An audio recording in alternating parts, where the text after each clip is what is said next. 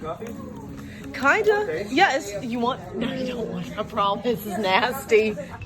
You may smell like classic roast the rest of the day. It might need to be dark. You could also put some of that charcoal into the coffee if you want to. Yeah. If you want to do that, okay, let's do that.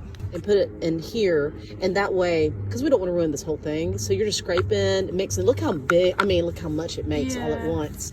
So you can also take some of this, dip it in, and splash it straight from here if you want to. Oh, yeah. So we can also do this. Watch. Yeah. I'll pull him aside. Oh yeah. Oh yeah. Oh yeah. That looks good. She's getting it. You know, it needed that dark. It needed the dark. Yeah. So, mixture of a liquid carbon or watercolor carbon and coffee.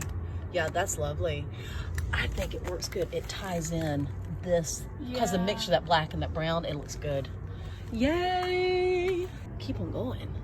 On the edges and it lightens.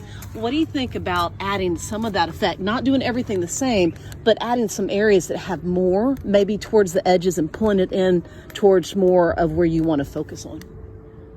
I can try that. Yep. I'm gonna leave you on here. So have fun.